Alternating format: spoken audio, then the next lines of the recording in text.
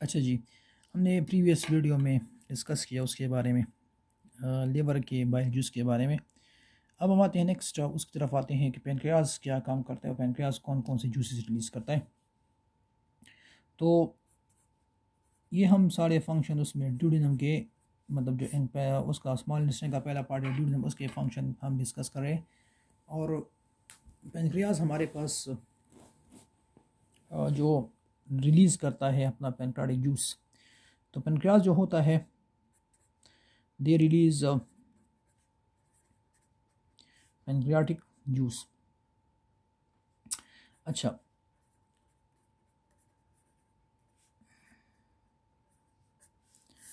Pancreatic juice जो है ये हमारे पास डिफरेंट इसकी कंपोजिशन है पेनक्रियाटिक जूस की।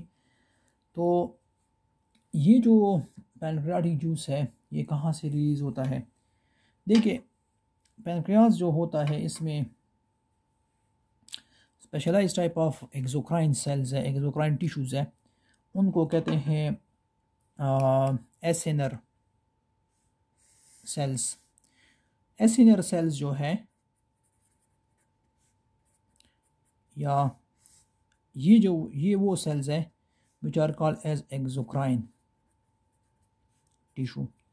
एक्सोक्राइन टिश्यूज़ वो होते हैं जो डाइजेस्टिव जूस रिलीज़ करते हो। पेनक्रियाज जो होता है ये एक ऐसा ग्लैंड है जिसमें एक्सोक्राइन टिश्यूज़ भी है और एंडोक्राइन मतलब हार्मोन प्रोड्यूसिंग टिश्यूज़ भी है, जो हार्मोन प्रोड्यूसिंग, तो इसलिए इसको हीट्रोक्राइन ग्लैंड कहते हैं। मतलब वो ग्लैंड जो एक्सोक्राइन भी हो और एंडोक्राइन हो तो उसको कहते हैं क्या? हीट्रोक्राइन। तो पेनक्रियाज हमारे पास एक हीट्रोक्राइन ग्लैंड है which contain both the gland which contain both endocrine which are hormone producing as well as exocrine which are actually enzyme producing, मतलब जो डाइजेस्टिव जूस प्रोड्यूस करते हैं वो टिश्यूज़ भी इसमें मौजूद है। ठीक है, तो ये पेनक्रियाज की ये मतलब वो खसूसियत है। अच्छा, जो एक्सोक्राइन टिश्यूज़ है वो हमारे पास क्या है? These are called as the acinar cells. अच्छा, ये जो एसिनर सेल्स होते हैं ना, इसका जो स्ट्रक्चर है थोड़ा सा डिस्कस करते हैं। ये एसिनस एक स्ट्रक्चर है, एसिनस। ये एसिनर सेल्स जो होते हैं ये कंबाइन होते तो ये एसिनस बनाते हैं, एक यूनिट, एक स्ट्रक्चर बनाते हैं। और उस एसिनस में तकरीबन 20 to 40 एसिनर सेल्स होते हैं। मिसाल के तौर पर देखिए, हमारे पास ये एक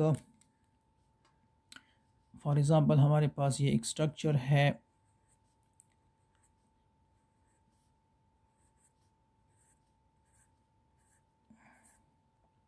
दिस स्ट्रक्चर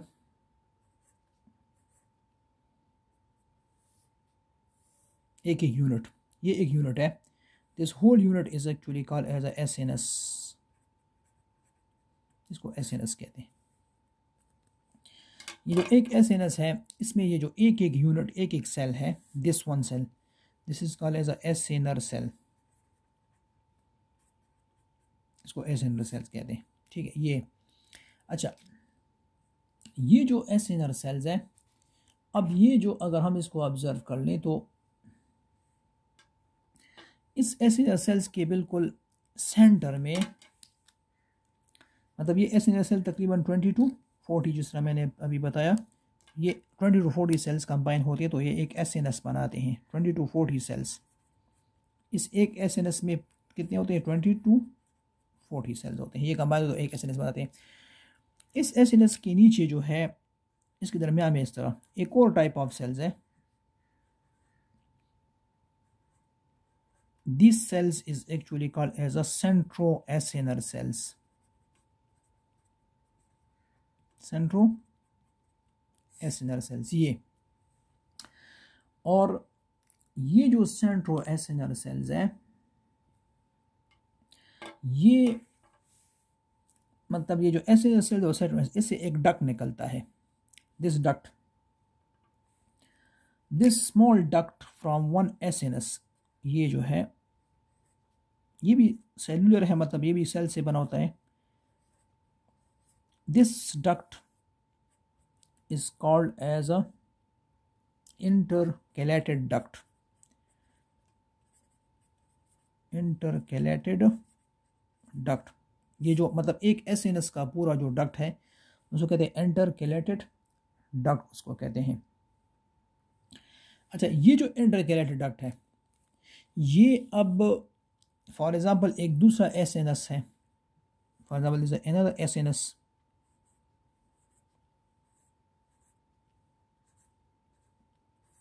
ये एक स्मॉल एसएनएस है, इसको मतलब ये एसएनएस है, ये इसमें ये सेंट्रो एसएनआर सेल्स है, ये दूसरा एक एसएनएस है, ठीक है। और इससे फॉर एग्जांपल इस तरह एक इंटरकैलेटेड डक्ट अराइज हुआ है, ये एक इंटरकैलेटेड डक्ट है, ठीक है। मतलब इसमें ये जो सेल्स है for example this intercalated cells है, ये दोनों डक्ट जो होते हैं, जब दो एसएनएस का डक्ट इंटरकैलेटेड डक्ट कंबाइन होता है ना, जैसे एक डक्ट बनता है, this duct is actually called as interlobular duct. इसको कहते हैं क्या? इंटरलब्यूलर डक्ट इसको कहते हैं। तो देखिए एक एसएनएस है जिसमें हमारे पास सेंट्रो एसएनआर सेल्स है, और सेंट्रो एसएनआर सेल्स और एसएनएस का जो कंबाइन जो डक्ट होता है उसको कहते हैं इंटरकैलेटेड डक्ट। और दो इंटरकैलेटेड डक्ट कंबाइन होकर क्या बताए? इंटरलब्यूलर डक्ट। अच्छा, इंटरलब्यूलर डक्ट जब कंबाइन होते हैं ना तो वो मेन पैनक्रियाटिक डक्ट बनाते हैं, मतलब ये अपना जूस पैनक्रियाटिक डक्ट में एंटर होते हैं। तो इंटरलब्यूलर डक्ट जो होते हैं they combine to form a main duct, इसे एक मेन डक्ट बनता है। This duct is actually called as a pancreatic duct. और पैनक्रियाटिक जो होते हैं, जो अभी हमने प्रीवियसली पढ़ा ना कि वो या कॉमन बाइल डक्ट के साथ कंबाइन होके बनाता है क्या? फॉर एग्जांपल जिसका नाम हमने पढ़ा एम्प्यूला ऑफ वेटर, जिस तरह बनाता है, और वो एम्प्यूला ऑफ वेटर पे ड्यूडिनम एंटर होता है, या ये इंडिविजुअली ये पैनक्रियाटिक डक्ट अलग बास मतलब कंडीशन में ड्यूडिनम में एंटर होता है, ठीक है। तो ये हमारे पास पैनक्रियास का जो स्ट्रक्चर होता है, जिसमें जो एक्सोक्राइन टिश्यू है वो ऐसे हैं, जो एंडोक्राइन टिश्यू है उसके दरमियान में स्प्रेड होते हैं, और इसके दरमियान में होते हैं, एक्सोक्राइन के दरमियान में होते हैं, और वो है हमारे पास these tissue are called as islets of Langerhans. वो कौन से? वो आइलेट्स ऑफ लैंगरहैंस हैं। तो ये हमारे पास एक्सोक्राइन है, और इसके दरमियान में ये जो है दीज टिश्यूज मतलब जो विदाउट डक्ट होते हैं, ये हमारे पास है, these are called as islets of Langerhans, ठीक है। ये एंडोक्राइन टिश्यू है, सॉरी ये एंडोक्राइन है, एक्सोक्राइन नहीं है। तो एक्सोक्राइन कौन से? वो एसएनएस है। एक्सोक्राइन क्या कौन से? These are called as exocrine tissue. और एंडोक्राइन जो है वो हमारे पास आइलेट्स ऑफ लैंगरहैंस है, ठीक है। अच्छा, ये हमारे पास हो गया कि this is about the pancreas structure.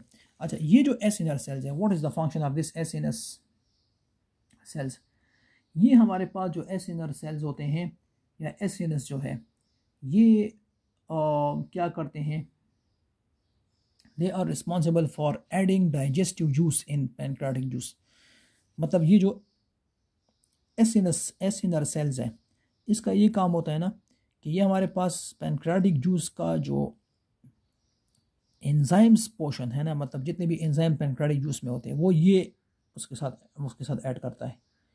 और जो सेंट्रो एसएनआर सेल्स है और जो इंटरकैलेटेड सेल्स है, जो इंटरकैलेटेड डक्ट में होते हैं, उसका ये काम होता है ना कि पैनक्रियास के अंदर जितने भी फ्लूइड होता है, वाटर की जो कंटेंट होती है, और जितने सॉल्ट्स होते हैं, इलेक्ट्रोलाइट्स होते हैं, वो ये सेंट्रो एसएनआर सेल्स और इंटरकैलेटेड सेल्स ऐड करते हैं। ये बात याद रखिए। तो एंजाइमेटिक पोर्शन पैनक्रियास का कौन ऐड करता है? Acinar cells. और जो सेंट्रो एसएनआर सेल्स है और इंटरकैलेटेड सेल्स है वो क्या ऐड करते हैं? वो उसके साथ फ्लूइड और इलेक्ट्रोलाइट ऐड करते हैं, ठीक है। This is the function of the pancreatic मतलब एसएनआर जो एक्सोक्राइन सेल्स है वो ये काम करते हैं। अच्छा, अब देखिए ज़रा, लेट्स से फॉर एग्जांपल देखिए पैनक्रियाटिक जूस की जो कंपोजिशन है,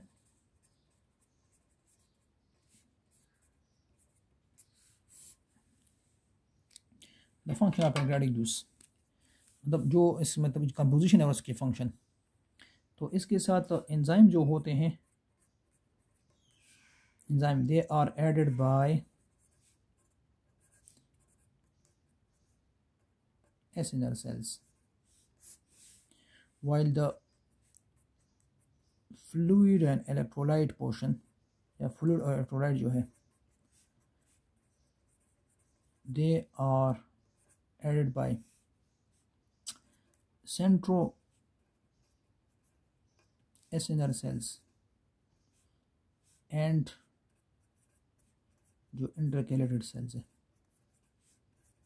ये फ्लूइड इलेक्ट्रोलाइट करते हैं। तो इन दोनों को फ्लूइड और इलेक्ट्रोलाइट को कंबाइनली कहते हैं पैनक्रियाटिक जूस, ठीक है।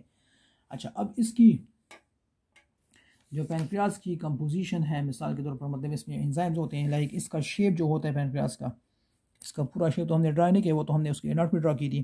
तो इसका शेप ऐसे होता है, लाइक लीफ शेप इस तरह होता है, और वो पैनक्रियाटिक डक्ट जो होता है वो एंटर होता है किधर, ड्यूडेनम में एंटर होता है। ये फॉर एग्जाम्पल ड्यूडेनम है और ये पैनक्रियाज है, ठीक है।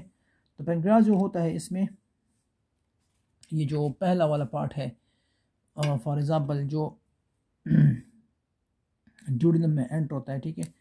तो this part is called is actually called as the head of pancreas. ये हेड है इसका, ये छोटा स्मॉल इसका पहले नेक होता है, फिर उसकी ये बॉडी है मेन जो पार्ट है, और ये इसका जो एंड पार्ट है ये टेल है, ठीक है। और इसके अंदर जो होते हैं फॉर एग्जांपल वो जो हमने अभी ड्रा किए कि फॉर एग्जांपल ये इसका मेन पैनक्रियाटिक डक्ट है, ये वाला, ये इसका पैनक्रियाटिक डक्ट है, ये इसको कहते हैं डक्ट ऑफ विर्संग या विर्संग डक्ट भी कहते हैं। और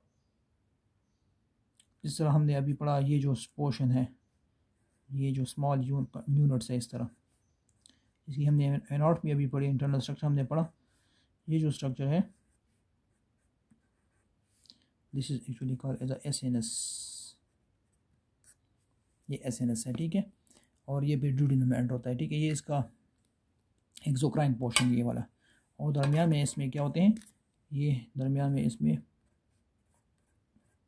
these are the exocrine tissue, endocrine tissue sorry, दरमियान में एंडोक्राइन होते हैं, और जिसमें डक्ट होता है ये एक्सोक्राइन है, ठीक है। अच्छा, अब इसकी जो कंपोजिशन है पैनक्रियास की, पैनक्रियाटिक जूस की कंपोजिशन, पैनक्रियाटिक जूस होता है ये भी क्या होता है, ये अल्कलाइन होता है, मतलब इसकी पीएच जो होती है वो अल्कलाइन होती है। और इसमें जो एंजाइम्स हैं, मुख्तलिफ़ किस्म के एंजाइम्स हैं, इसकी जो अमाउंट है वो तकरीबन 500 to 800 ml पर 24 आवर जो होता है वो प्रोड्यूस होता है, 500 to 800 ml पर डे मतलब है 24 आवर ये प्रोड्यूस होता है। और इसमें डिफरेंट टाइप ऑफ एंजाइम्स हैं। देखिए इसमें जो एक एंजाइम है, लेट से एक है हमारे पास, इसमें है एमाइलेज, पैनक्रियाटिक एमाइलेज, जिसको एमाइलॉप्सिन भी कहते हैं, एमाइलॉप्सिन। इसका ये काम होता है कि ये वही बात है कि मतलब जिस तरह हमने सलाइवी एमाइलेज में पढ़ा था कि वो स्टार्च को कन्वर्ट करते हैं माल्टोज में, तो ये भी स्टार्च को कन्वर्ट करता है किसमें, माल्टोज में, मतलब डाइसेक्राइड में। तो स्टार्च को डाइजेस्ट करते हैं माल्टोज में, ये कार्बोहाइड्रेट डाइजेस्टिंग एंजाइम है। दूसरा जो एंजाइम है that is called as a pancreatic lipase. Lipase जो होता है ये लिपिड्स को कन्वर्ट करता है किसमें, फैटी एसिड और ग्लाइसोल में, मतलब लिपिड्स डाइजेस्टिंग एंजाइम है, लिपिड्स को कन्वर्ट करता है फैटी एसिड में प्लस ग्लाइसोल में, ये लाइपेज का काम है, ये बात याद रखें। और एक और है जिसका नाम है पैनक्रियाटिक ट्रिप्सिनोजेन, ये बात याद रखिए। जिस तरह हमने स्टमक में पेप्सिनोजेन एंजाइम को पढ़ा था, और हमने ये पढ़ा था कि ट्रिप्सिनोजेन जो होता है वो पेप्सिनोजेन वो कन्वर्ट होता है पेप्सिन में, उसको HCl कन्वर्ट करता है। तो ये भी एक इनएक्टिव प्रोटीन डाइजेस्टिंग एंजाइम है, trypsinogen inactive protein digesting enzyme है।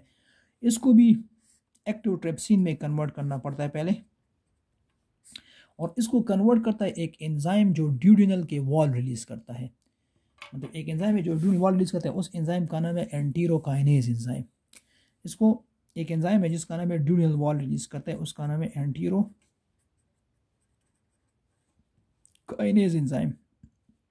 This is the duodenal enzyme which is release by the, तो ये एक्टिव ट्रिप्सिन में कन्वर्ट होता है। और ट्रिप्सिन जो होता है ये एक पावरफुल प्रोटीन डाइजेस्टिंग एंजाइम है, मतलब ये प्रोटीन्स को कन्वर्ट करता है एमाइनो एसिड्स में। मतलब एक प्रोटीन जो होते हैं, प्रोटीन्स को they convert the protein into amino acids. मतलब ये एक स्ट्रॉन्ग डाइजेस्टिंग एंजाइम है जो प्रोटीन को एमाइनो एसिड्स में कन्वर्ट करता है, ठीक है। और इसके अलावा और भी सारे एंजाइम जो है फॉर एग्जांपल मौजूद है। अब फॉर एग्जांपल एक और भी है which is actually called as a trypsino chymotrypsinogen. Chymotrypsin भी होता है, इलास्टेज भी होता है, कार्बोक्सीपेप्टाइडेज भी होता है और फास्फोलाइपेज भी होता है।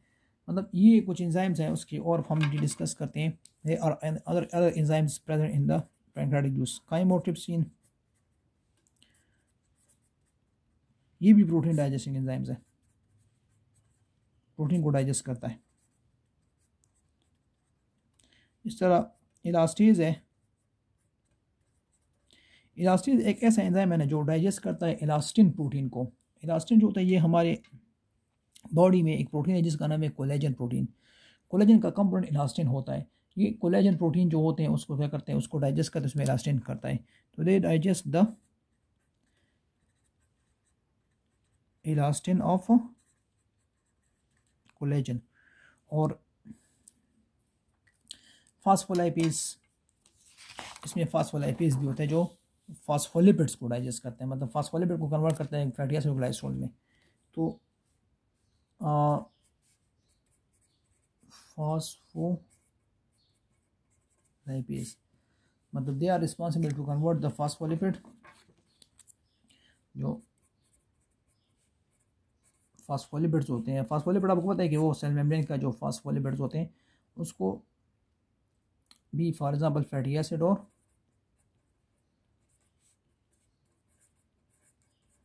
ग्लाइकोल में काम करता है। ये हमारे पास इस एंजाइम्स के ये फंक्शंस हैं। अच्छा, तो ये हमारे पास क्या है, this is the enzyme which is responsible for different components of substances digested by the pancreatic juice. मतलब ये वो एंजाइम्स है जो पैंक्रियाटिक जूस के कंपोनेंट होते हैं और जो डिफरेंट कंपोनेंट को क्या करते हैं, डाइजेस्ट करते हैं।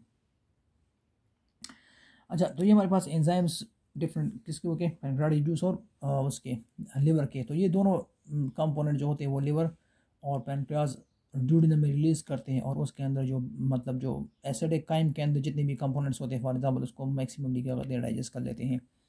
अच्छा, फिर फूड हमारे पास नेक्स्ट कम टू द, हमने डाइजेशन ड्यूडेनम पढ़ा। अब इसके बाद फूड जो होता है वो डाइजेशन के बाद हमारे पास आता है, उसके लिए ड्यूडेनम के बाद जूजेनम पार्ट में आता है। जूजेनम जो होता है ये हमने इसका लेंथ पहले डिस्कस किया कि ये एक स्मॉल पार्ट है, मतलब स्मॉल डिस्कस के बाद मतलब इतना ये वो पार्ट है जो ड्यूडेनम के बाद आता है, लेकिन ड्यूडेनम से लेंथी होता है और फूड को क्या करता है, फॉर एग्ज़ाम्पल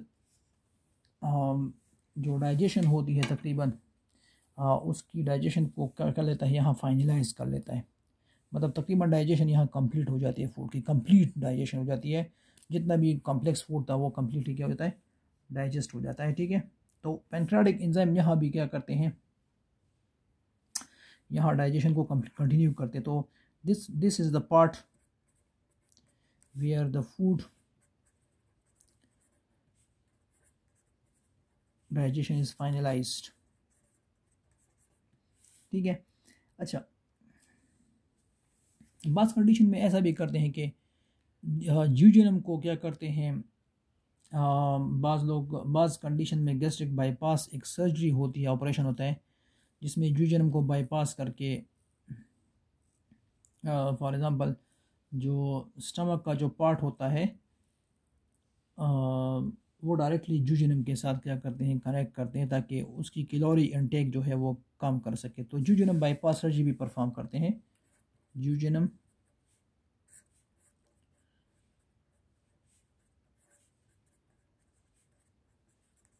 बाईपास सर्जरी, जिसमें स्टमक का जो कार्डिक एंड होता है, जिसको फॉर एग्ज़ाम्पल वो काट के वो डायरेक्टली उसके साथ क्या कर लेते हैं, ड्यूजेनम के साथ अटैच कर लेते हैं। मिसाल के तौर पर फॉर एग्ज़ाम्पल इस तरह होता है कि ये फॉर एग्ज़ाम्पल स्टमक है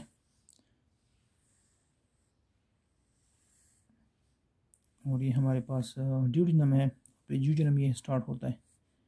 तो ये जो पार्ट होता है, ये वाला part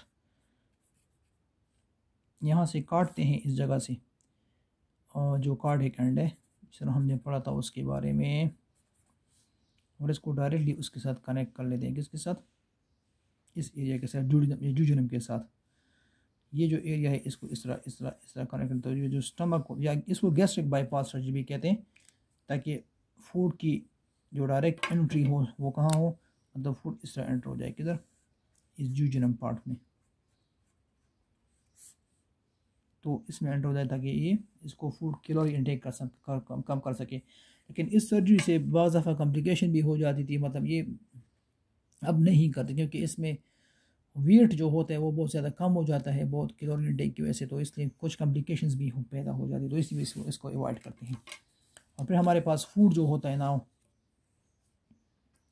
entry into the ileum. Ileum वो पार्ट होता है जिसमें फूड की डाइजेशन तकरीबन कंप्लीट भी हो जाती है और फूड की एब्जॉर्प्शन भी हो जाती है। मतलब ileum is the part where the food is digested completely.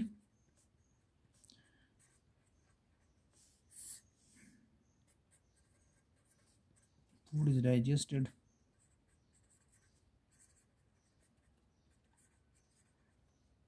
completely and also absorption occur। Absorption भी होती है और डाइजेशन भी कंप्लीट हो जाती है।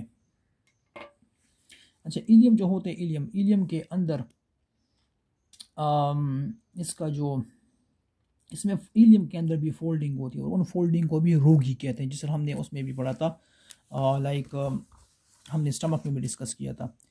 इलियम का जो वॉल होता है, for example is the ilium wall, इसके जो एपिथेलियम होता है इस तरह फोल्ड होता है। This folding are actually called as a, इसको रूगी कहते हैं। और इस रूगी के ऊपर क्या होती है, देयर आर प्रेजेंट मिलियंस की तरह में फिंगर लाइक स्ट्रक्चर होती है। They are covered by a million like finger like structure. These are called as a villi या विलस। सिंगुलर विलस है, प्लूरल विलाई है। इस विलाई की वजह से फूड की एब्जॉर्प्शन होती है, ये बात याद रखिए। Villi is the part where the food is absorb. Food की एब्जॉर्प्शन जो होती है वो विलाई में होती है। तो एब्जॉर्प्शन जो होती है हमारे पास, ये कहाँ होती है, ये हमारे पास इलियम में होती है। और इलियम का कौन सा पार्ट है, विलस, विलाई। एक विलाई जो होता है ना, इस तरह इसका जो स्ट्रक्चर है, इसमें इस तरह फिंगर लाइक आउटगोट है इसका एक स्ट्रक्चर। विलाई का जो स्ट्रक्चर है, इसमें एक आउटर एपिथेलियल लेयर होता है। ये एक विलस का हम स्ट्रक्चर पढ़ रहे हैं। इसमें इस तरह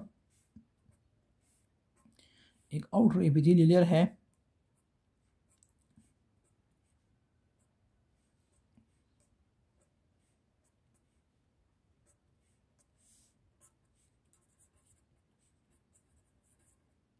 एपिथेलियम लेयर, ये इसके ऊपर होता है। और उसके अलावा उसके नीचे एक बड़ा लिम्फेटिक वेसल्स है। इंशाल्लाह हम उसमें पढ़ेंगे इम्यूनिटी में, सॉरी सर्कुलेशन में। ये एक लिम्फेटिक वेसल्स है, लिम्फेटिक के बारे में पढ़ेंगे, जिसको लैक्टील भी कहते हैं। और इसके सराउंडिंग में इस तरह ब्लड की कैपिलरीज की ब्रांचेस होती है, जो लैक्टील को उसका कहते हैं सराउंड करती है। These are the blood capillaries which surround the lactate, ठीक है। तो ये वो पार्ट है जो फूड की क्या करता है, एब्जॉर्प्शन करता है। अब फूड जो एब्जॉर्ब होता है, मिसाल के तौर पर ये बात याद रखिए, मुख्तलिफ़ किस्म के ये फूड की एब्जॉर्प्शन जो होती है ना,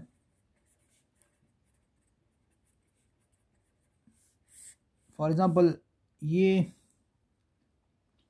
फैसिलिटेटेड डिफ्यूजन के थ्रू भी होती है।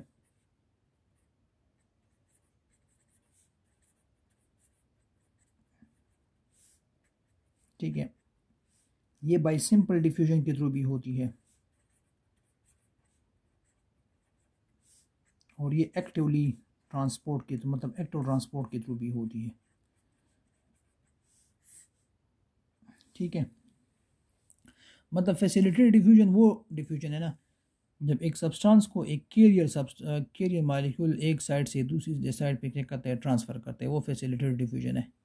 और सिंपल जो होते हैं वो from higher to lower by simple passively क्या होते हैं, पास होते हैं। मतलब दोनों डिफ्यूजन प्रोसेस है, लेकिन एक में कैरियर मॉलिक्यूल इस्तेमाल होता है जिस तरह फैसिलिटेटेड में, और दूसरे में कैरियर मॉलिक्यूल नहीं इस्तेमाल होता। एक्टिव ट्रांसपोर्ट जिसमें एटीपी की एक्सपेंडिचर, मतलब एटीपी जो होता है वो कंज्यूम होता है। जो जितने भी सब्सटेंसेस जो है मतलब इसके through, for example amino acids वगैरह, ग्लूकोज वगैरह, ठीक है ना, वो सब के सब यहाँ एब्जॉर्ब हो जाती है।